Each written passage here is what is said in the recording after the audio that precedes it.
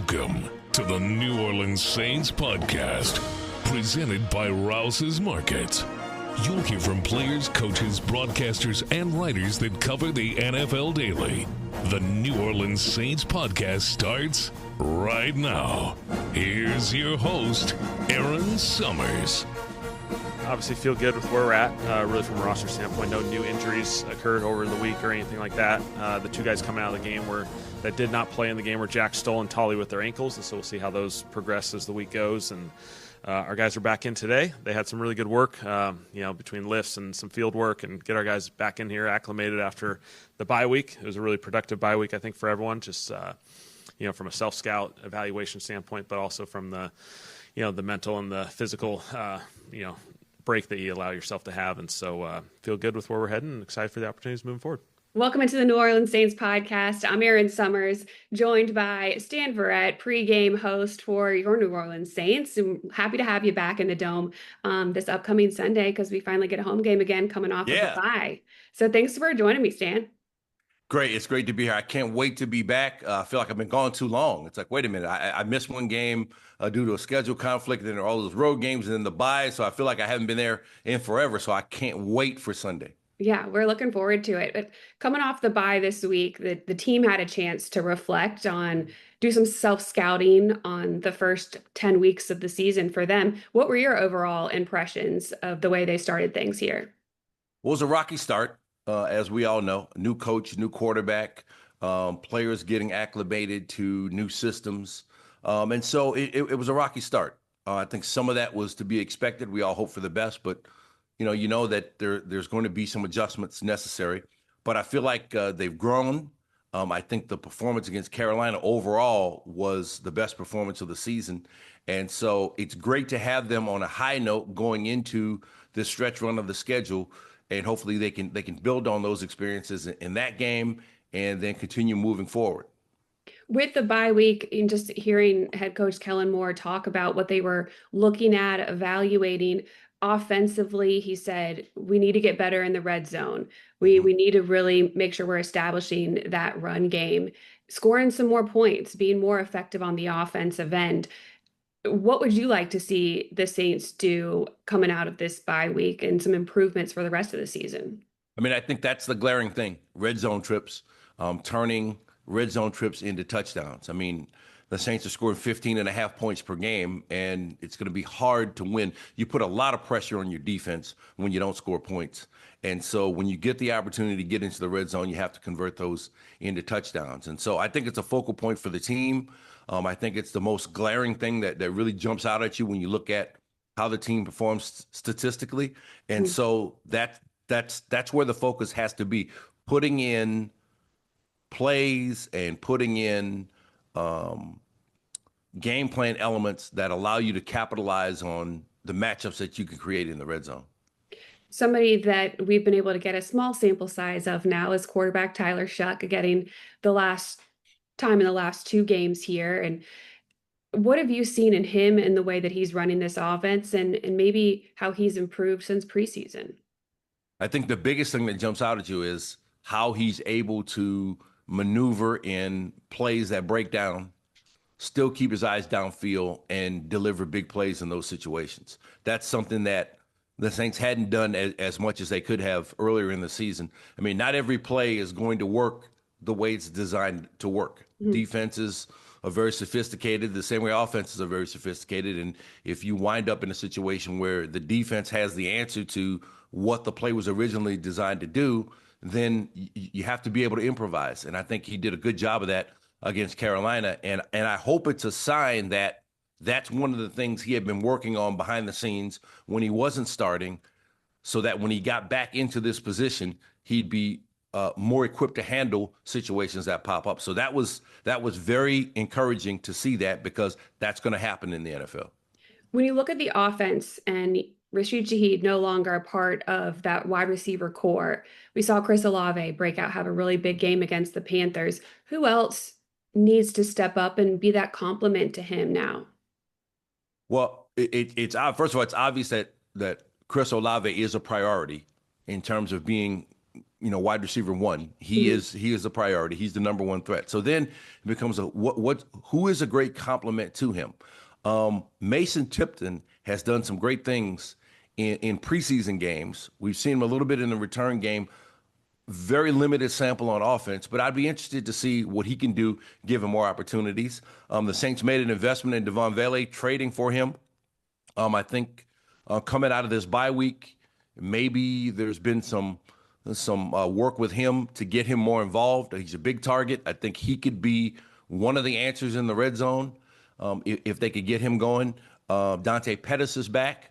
He's delivered some plays over the last couple of years for the Saints. So I think Olave remains the priority with Juwan Johnson, obviously a big part of the passing game as well. But there is a complementary role available in the passing game for another receiver, and we'll just have to see who steps up and claims that, because that opportunity is there now. Mm-hmm. It's interesting because I ran into Foster Moreau today in the hallway, and I just went, "Hey, how's the bye week, your week off?" And he goes, "It wasn't a week off, Erin. It was a week away." And I said, "Okay, all right. Yeah, you're right. I bet you guys did do a lot of work still." And so even the players themselves looking at film, assessing how they've done to start the season. So it's going to be interesting to see what tweaks we see come out this week and then going into this game against Atlanta.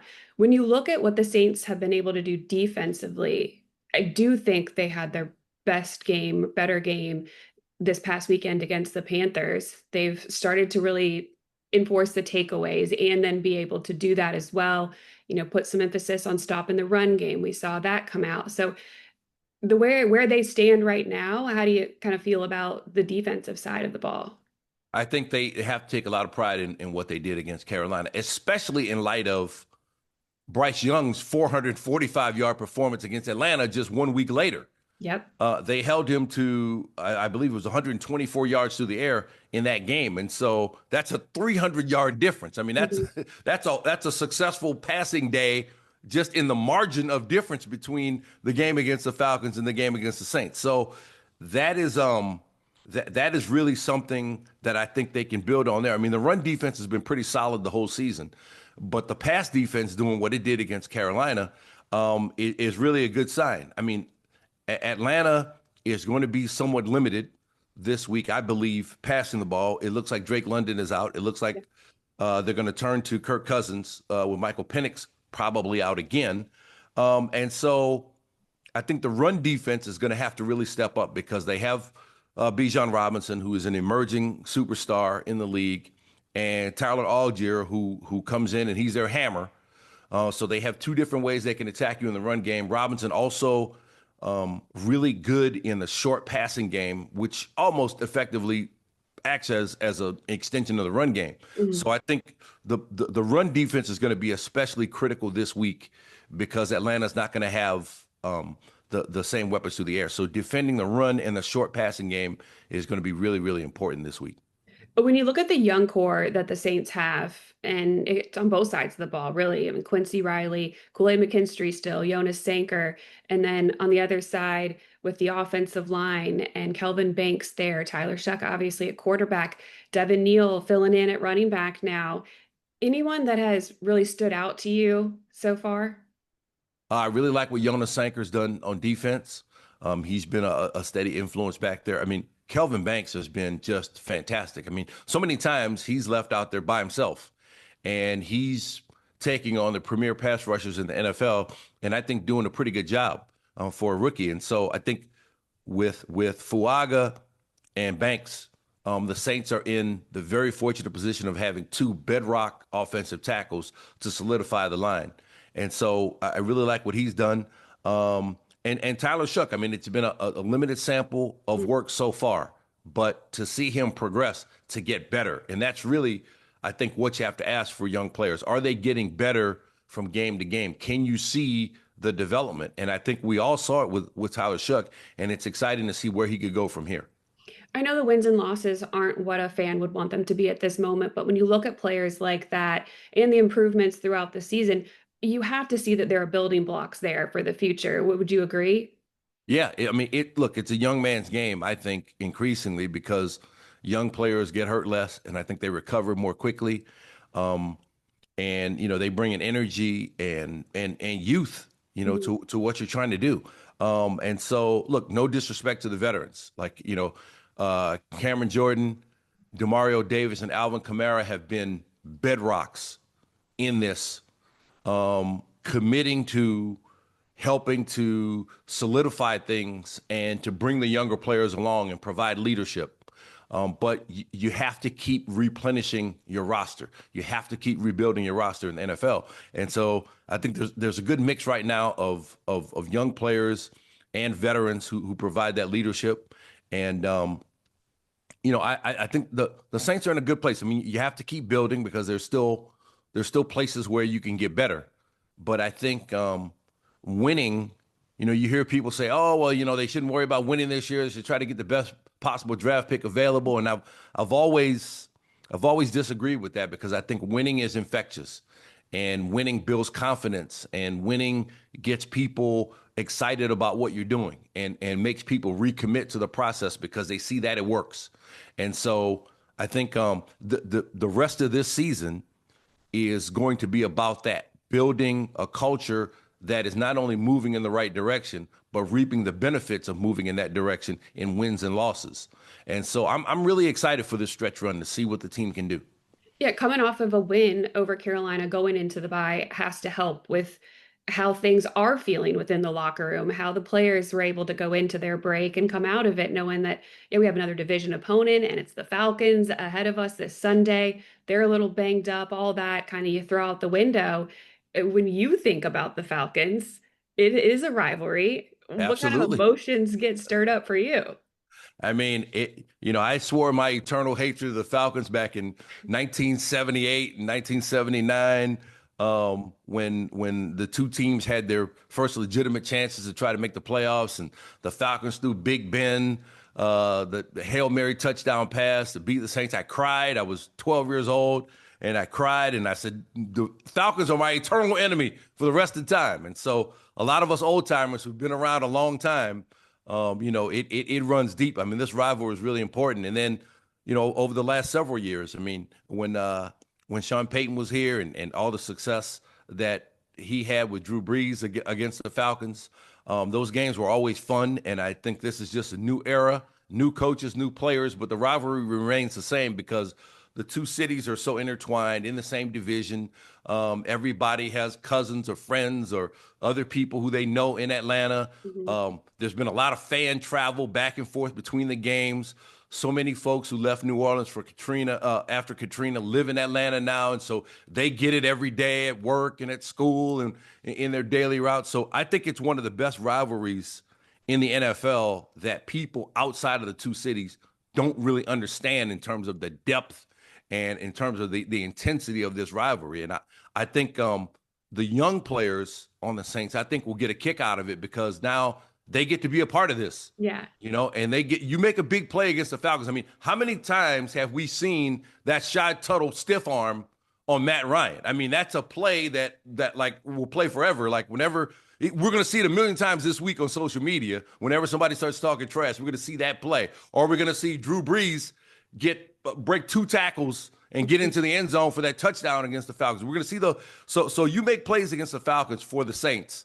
I mean, you get a part of team history. And so I hope the young guys understand that this one means a lot to the fans. I mean, look, nobody wants to go 2-15, but if you go 2-15, you beat the Falcons twice. A lot of fans say, okay, at least we beat the Falcons twice. So, this is the first opportunity to meet them for so many of these guys. And so I think it'll be a fun atmosphere. And coming off a win, not just the win, but to win with a complete performance against Carolina in a division game on the road, and then to see what Carolina then subsequently did to Atlanta, you see, okay, wait, this is a 6-5 team that they beat that is now in the playoff hunt.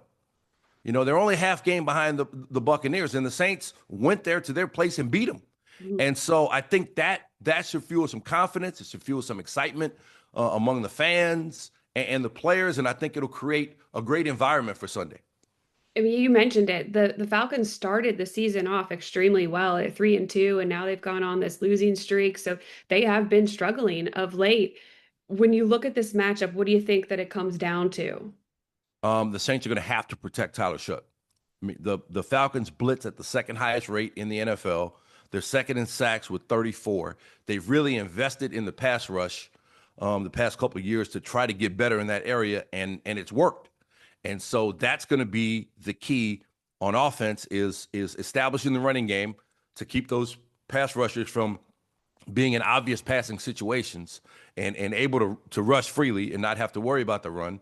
So getting into second and short, third and short, and not being in obvious passing situations.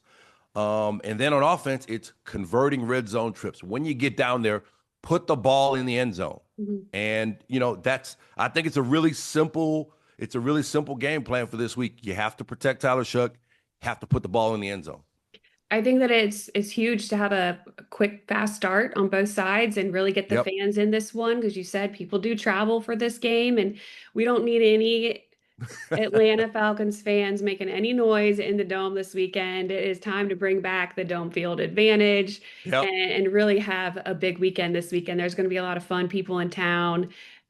Some legends that we're hearing rumors about, with maybe Jimmy Graham being in the building, maybe even bigger than that on the broadcast. I don't know if we're allowed to say, but it's going to be we know things that we can't divulge right now, but it will be exciting. Trust me. Exactly. And I'm looking forward to seeing you back there as well, doing the pregame show with Scott Shanley. It's also the My Cause, My Cleats game. So we have a lot going on. Yeah. And I believe it's a 3:25 kickoff. Yep. So fans have a little bit more time to get excited for the game, to get prepared to come in and be rowdy. So, it's all there for another Falcons Saints classic, and I can't wait to see it. Yes, absolutely. Stan, thank you so much for the time. I appreciate it. Always a pleasure to be with you, Erin. Thanks for listening to the New Orleans Saints podcast presented by Rouse's Markets. Join us 3 times per week on NewOrleansSaints.com, the Saints mobile app, or you can download the podcast on iTunes. We'll see you next time, right here on the New Orleans Saints podcast, presented by Rouse's Markets.